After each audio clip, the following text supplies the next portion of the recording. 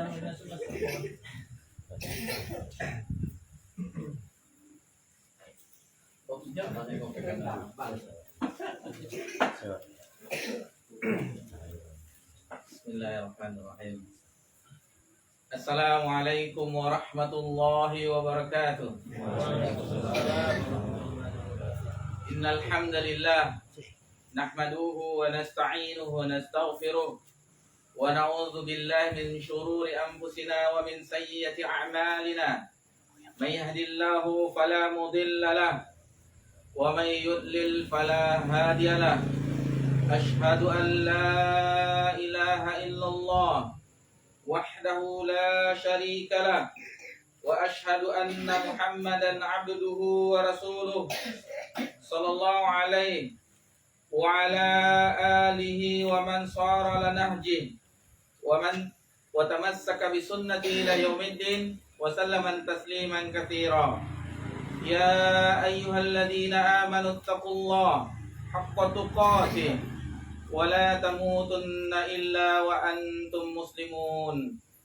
Ya ayyuhan nasu taqu rabbakumul ladzi khalaqakum min nafsin wahidah wa khalaqa minha zawjaha wa batta minhuma rijalan katsiran wa nisaa'a wattaqullaha alladzi tasaaluna bihi wal arham innallaha kana 'alaikum raqiba. Ya ayyuhalladzina amanu taqullaha wa qulu qawlan sadida yuslih lakum a'malakum wa yaghfir lakum dhunubakum wa may yuti'illaha wa rasulahu faqad faza fawzan 'azima. Amma ba'du fa innahu asdaqal hadithi kitabullah wa khairal hadi hadi Muhammadin sallallahu alaihi wasallam wa syarrul umuri muhdatsatuha wa kullu muhdatsatin bid'ah wa kullu bid'atin dhalalah wa kullu dhalalatin finnar.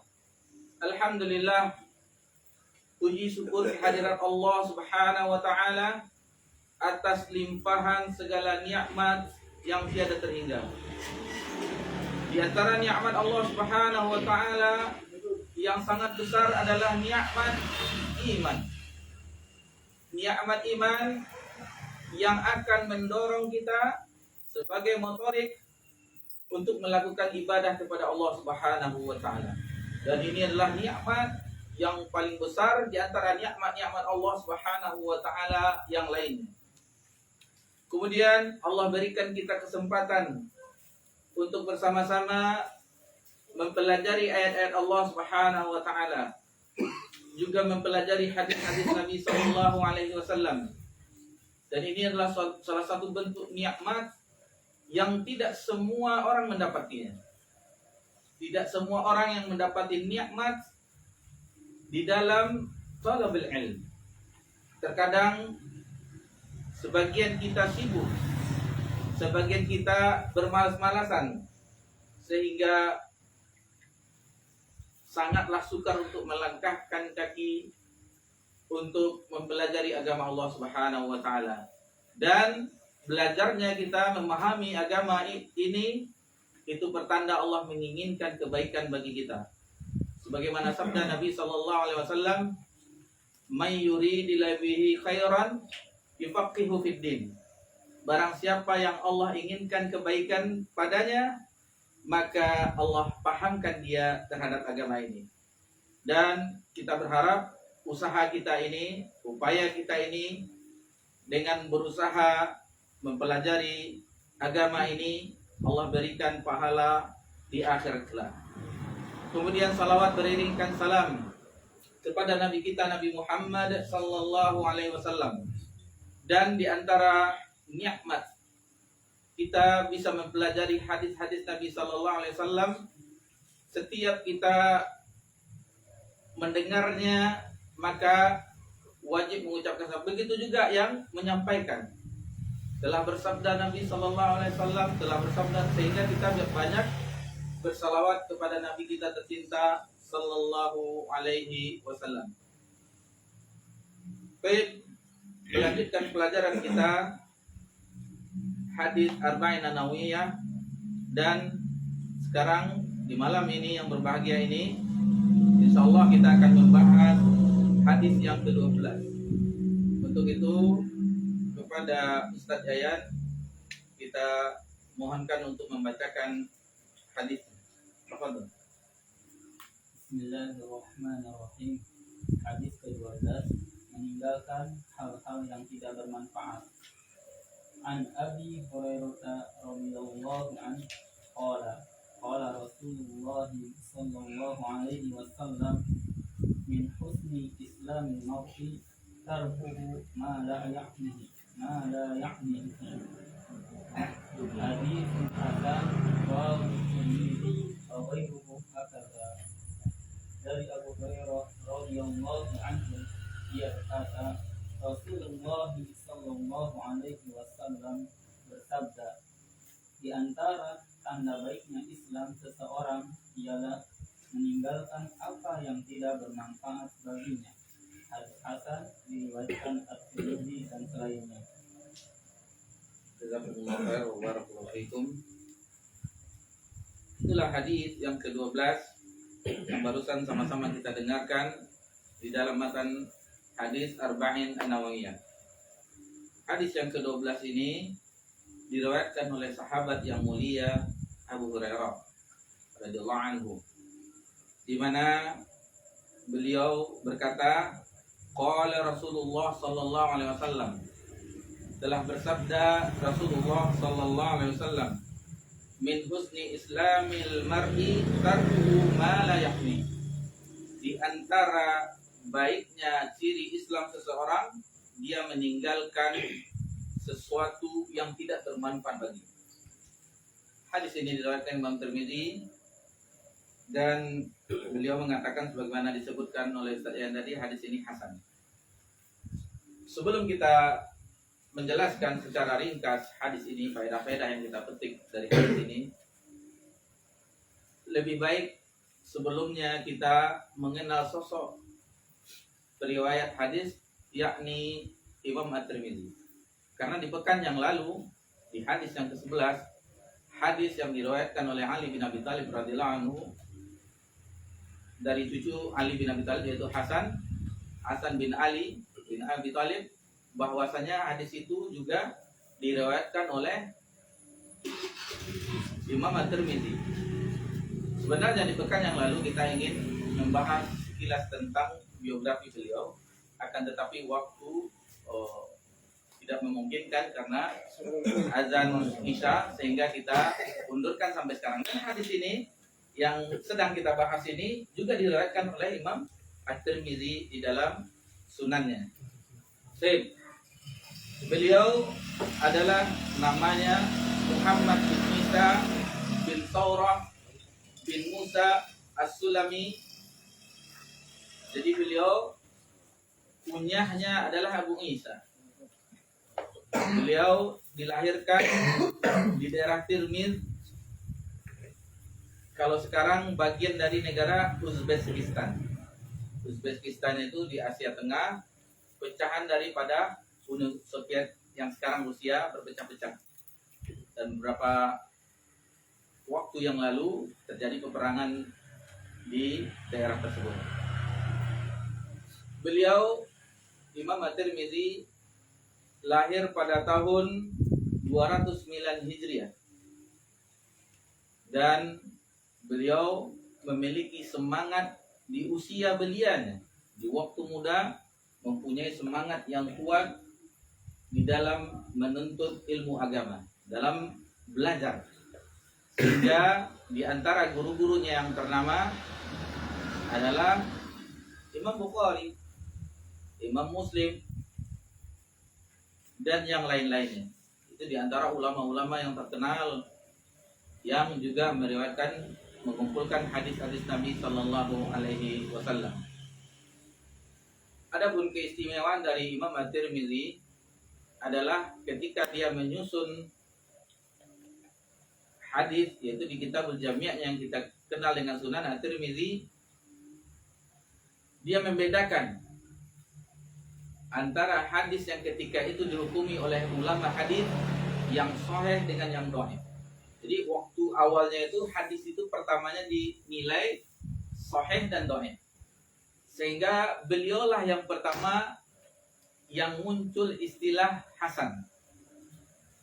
Ada hadis itu yang tidak terlalu dhaif, ada penguat-penguat dari jalur lain, syawahid-syawahidnya, sehingga derajatnya menjadi hasan dan ini bisa dijadikan hujjah.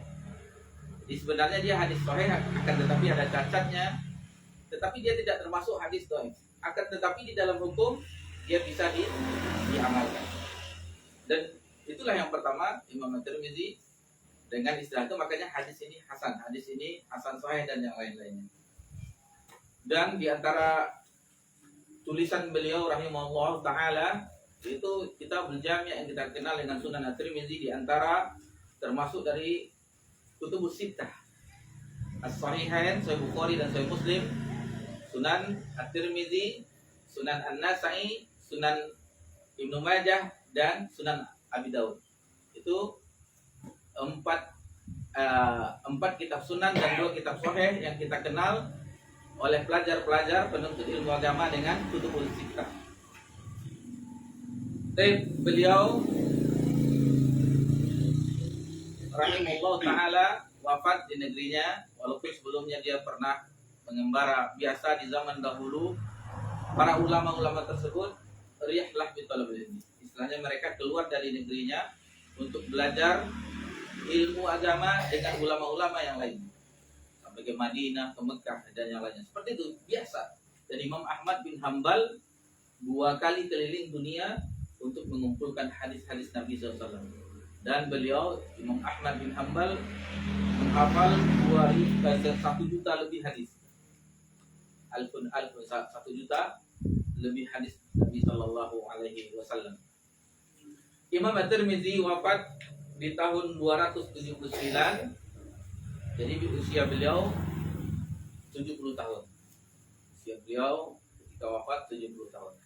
Semoga Allah Subhanahu wa taala merahmati beliau, dan alhamdulillah umat Islam sangat berjasa. Beliau sangat berjasa terhadap umat ini sehingga sampai sekarang masih menggunakan memanfaatkan tulisan-tulisan beliau, karya-karya beliau yang beliau susun di zaman beliau. Baik. Itulah sekilas tentang biografi Imam At-Tirmidzi rahimahullahu taala. Adapun Abu Hurairah kita sudah pernah menyinggungnya, sering menyinggungnya, dan beliau adalah seorang sahabat yang paling banyak meriwayatkan hadis dari Nabi sallallahu alaihi wasallam. Baik. Hadis ini sebagaimana diungkapkan oleh Ibnu Rajab Al-Hambali dalam Jami' Ulum Al-Hikam, hadzal haditsu aslun azimun min usulil adab. Ini adalah hadis pokok yang paling pokok di antara pokok-pokoknya adab. Ini hadis. Dan Muhammad bin Abi Zaid, imam yang bermazhab Malikiyah di zamannya, dia pernah mengatakan bahwa porosnya agama tersebut ada tentang adab ada di 4 hadis. Yang pertama hadis man kana yu'minu billahi wal yaumil akhir falyaqul khairan aw liyasmut. Barang siapa yang beriman kepada Allah dan hari akhir, maka hendaklah katakan yang baik atau diam. Lalu hadis ini, beliau menyebutkan hadis ini yang sedang kita bahas, min husnil Islam al-mar'i tarkuhu ma la ya'ni. Di antara bagusnya ciri seseorang, Islam seseorang itu meninggalkan segala sesuatu yang tidak bermanfaat baginya. Lalu ringkasan dari wasiat, nasihat Nabi, orang meminta nasihat kepada Nabi secara ringkas, itu hadis la taghdab. La taghdab, ringkas, jangan marah. Dan satu lagi yaitu hadis al-mu'min yuhibbu li akhihi ma yuhibbu li nafsi. Orang beriman itu mencintai saudaranya sebagaimana dia mencintai dirinya sendiri. Itulah 4 hadis yang pokok yang menjelaskan tentang adab-adab di dalam agama kita ini. Dan 4 hadis ini insya Allah akan kita singgung di pertemuan-pertemuan berikutnya. Karena hadis-hadis ini juga sebagiannya terdapat di matan hadis Arba'in An-Nawawiyah yang sedang kita bahas ini. Baik. Lalu dari segi apa saja yang harus ditinggalkan? Semua yang tidak bermanfaat, baik itu perbuatan maupun perkataan atau ucapan, semuanya yang tidak ada bermanfaat maka seluruhnya ditinggalkan. Lalu bagaimana seseorang itu meninggalkannya?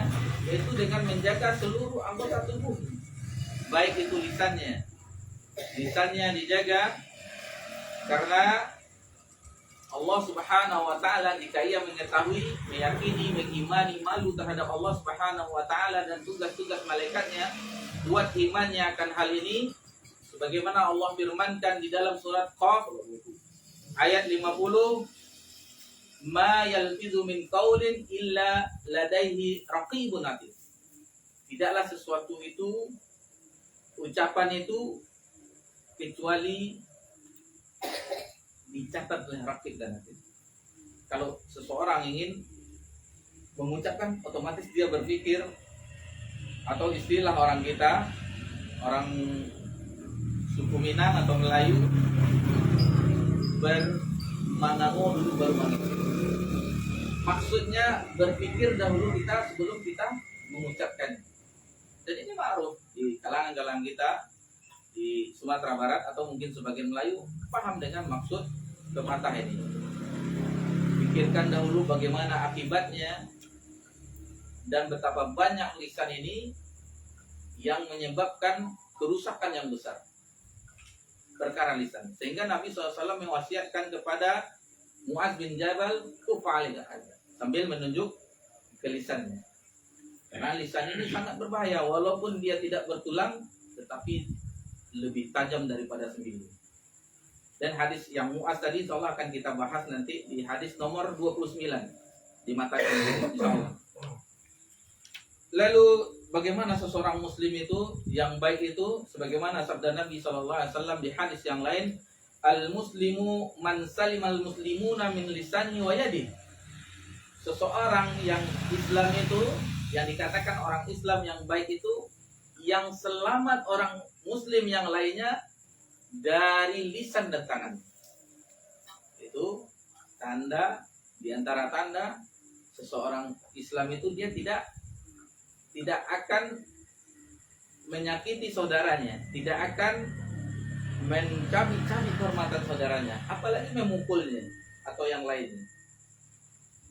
Dan itu mengenai lisan dan istiqomahnya hati dengan istiqomahnya lisan harus dijaga, betul-betul dijaga. Seperti khutbah hajah yang awal kajian, ya ayyuhalladzina amanu taqullaha wa qulu qawlan sadida. Jadi katakanlah perkataan yang benar. Katakan yang benar. Dan di hadis ini falyaqul khairan aw liyasmut, katakanlah yang baik atau diam. Ikhwani fiddin, selanjutnya yang mesti kita jaga yaitu pandangan. Bagaimana Allah Subhanahu wa taala memerintahkan kita, baik orang beriman laki-laki dan perempuan, untuk menjaga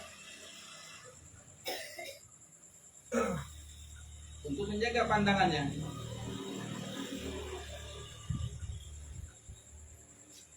Allah berfirman dalam surah An-Nur ayat 30,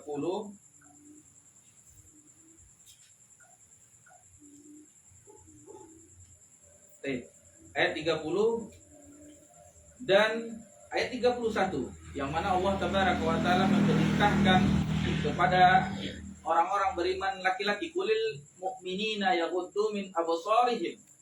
Katakanlah kepada orang-orang beriman laki-laki agar mereka menundukkan pandangannya. Bukan laki-laki beriman saja, yang perempuan pun, wanita mukminah pun juga diperintahkan oleh Allah Subhanahu wa taala di ayat sesudahnya, wa qulil mu'minati yaghuddna min absarihin. Katakanlah kepada perempuan mukminah agar juga menundukkan, menjaga pandangannya.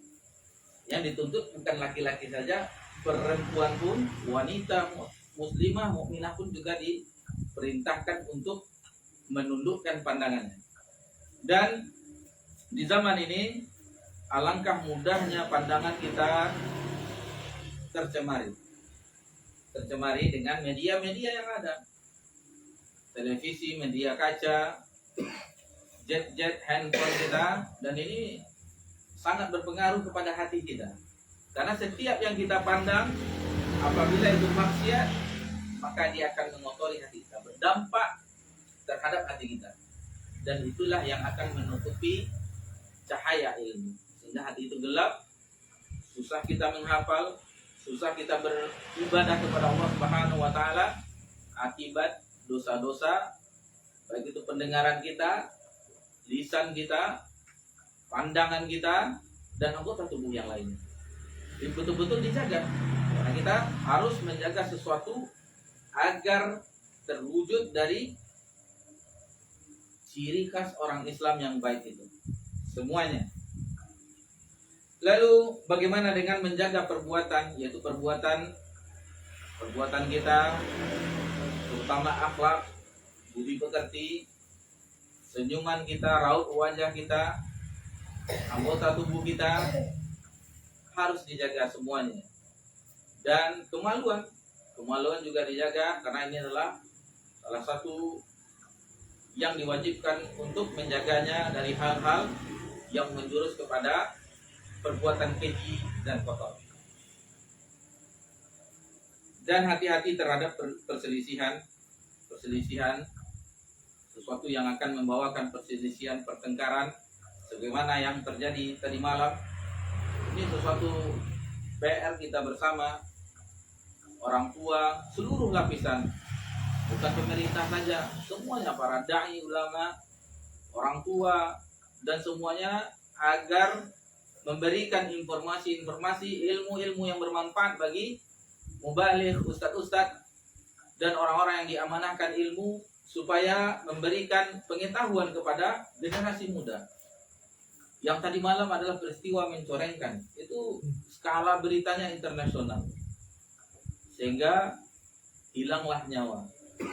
Itu walaupun biasa, tetapi di sisi Allah Subhanahu wa taala itu sungguh luar biasa.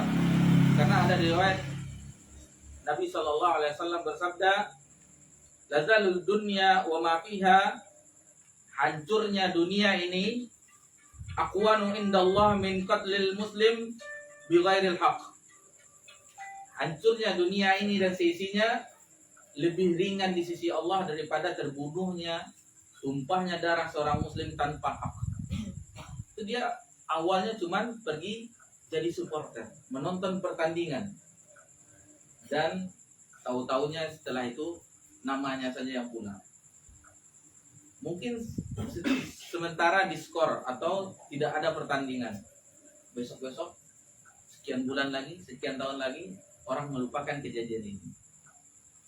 Dan yang sangat pilu bagi anggota keluarga, bagaimana orang tuanya, terutama yang paling sedih itu biasanya ibu.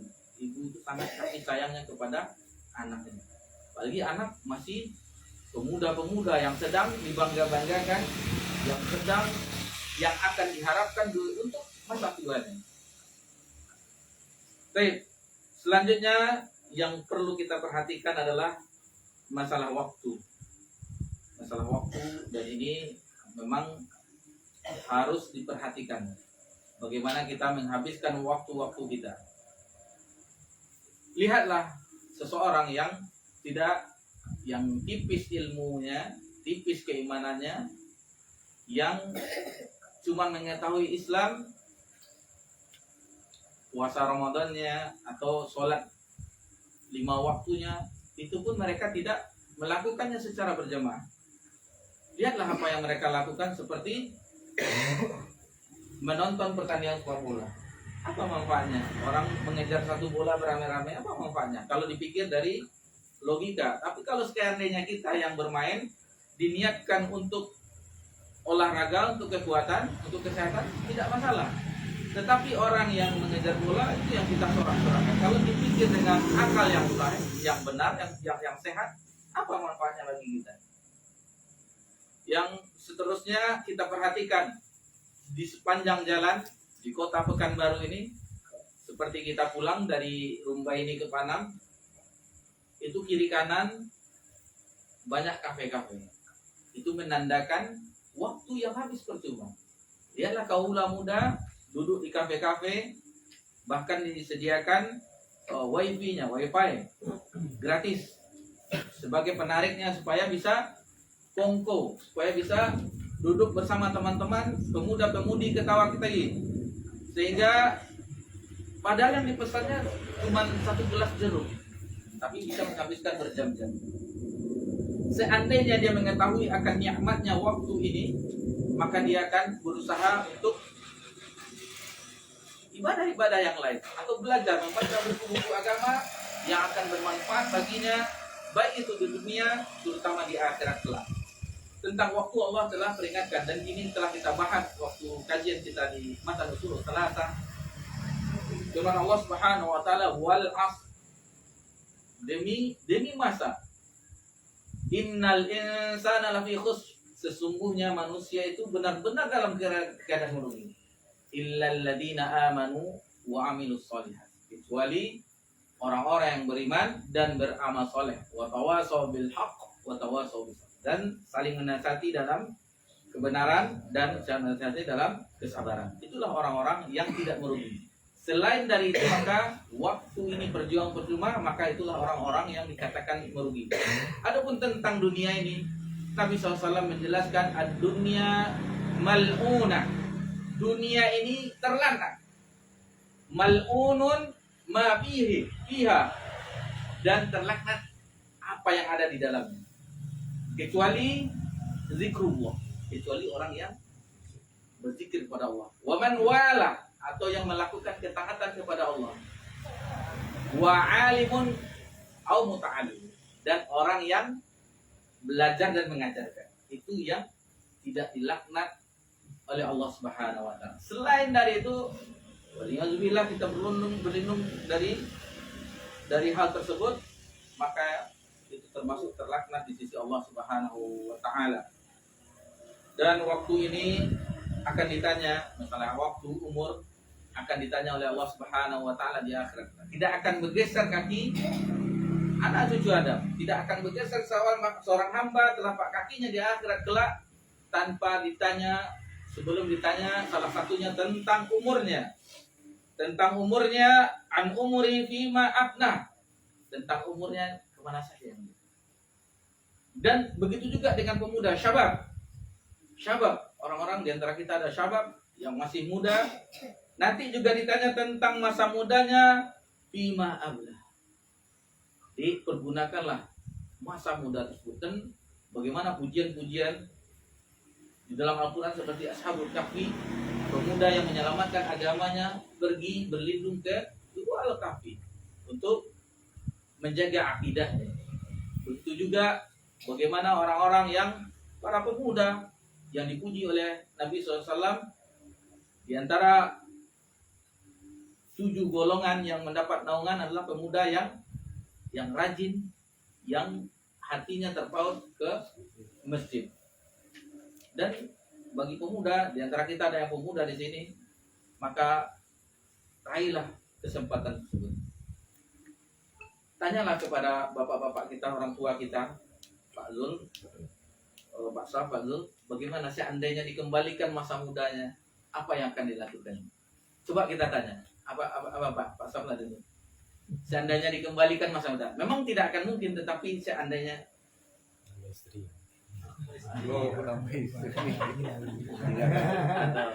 atau belajar mungkin ya, belajar.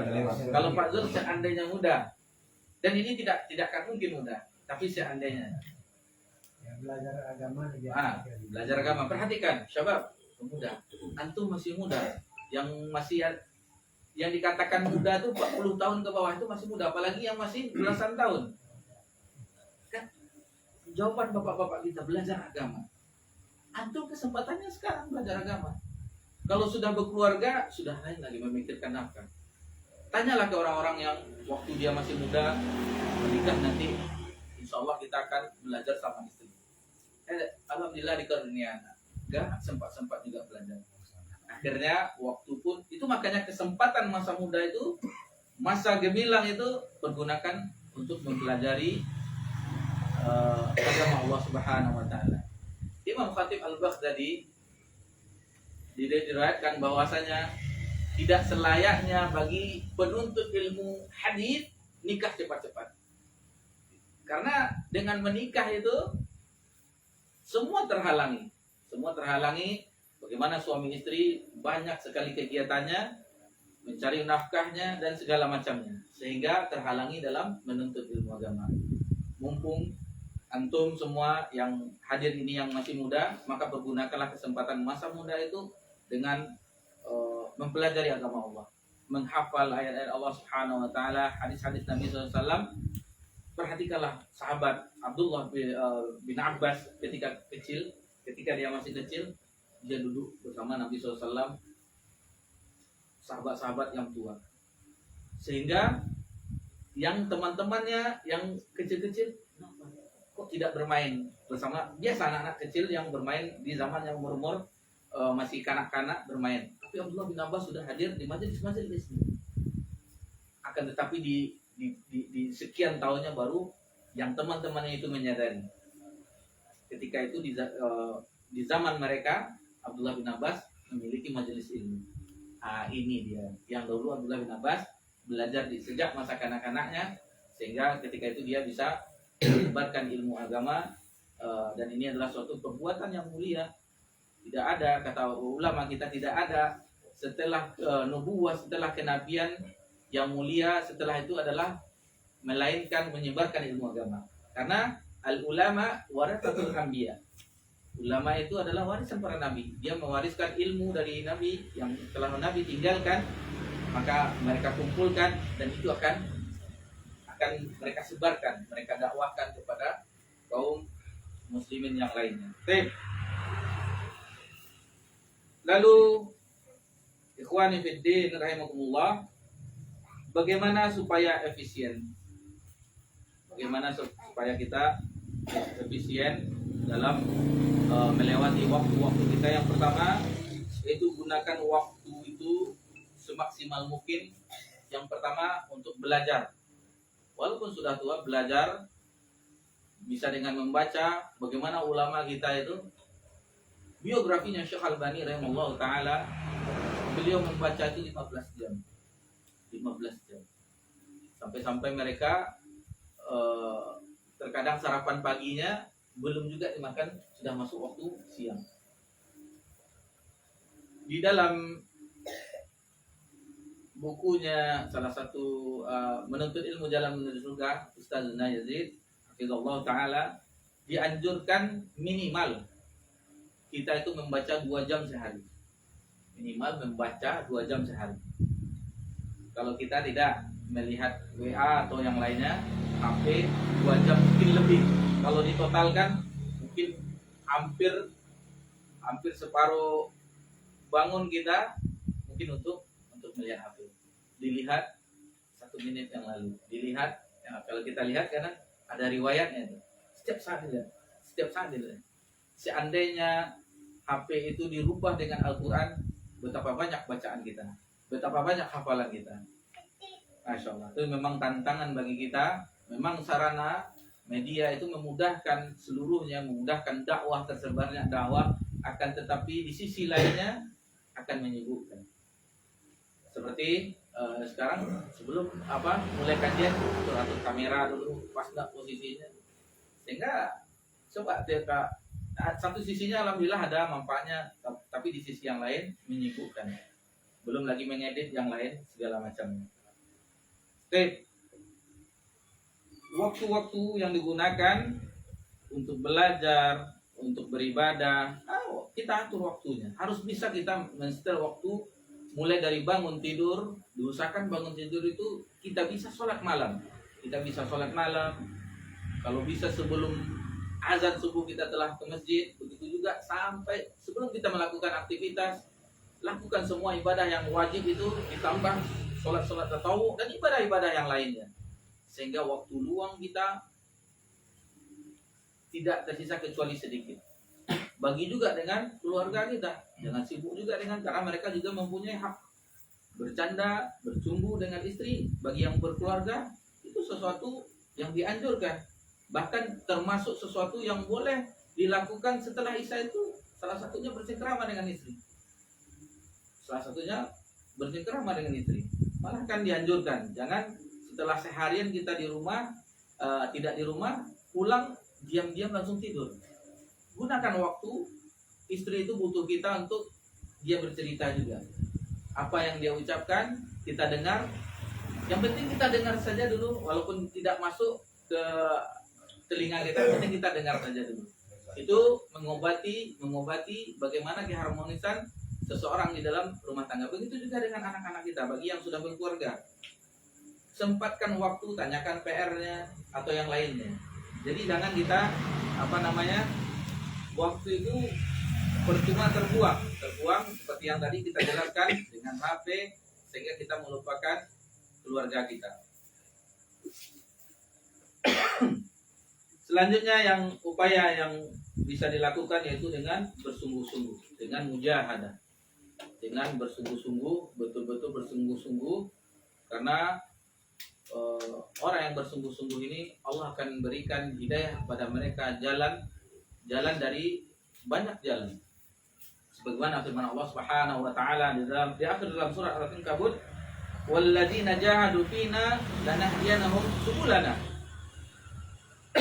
Orang-orang yang betul bersungguh-sungguh berjalan di jalan kami, maka akan kami tunjukkan mereka ke jalan-jalan yang banyak. Subulana, jalan yang banyak, sehingga memudahkan bagi mereka untuk mendapatkan jalan hidayah, jalan kebaikan. Ikhwan fillah rahimani wa rahimakumullah.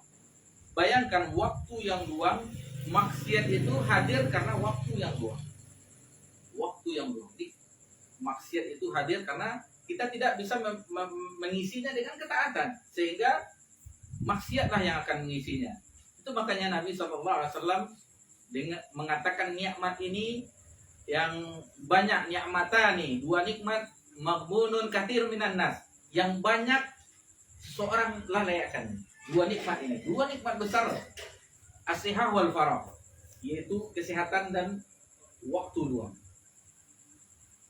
Di zaman ulama terdahulu, ada seorang ulama mendapati seseorang sedang bermain-main dengan waktu luangnya.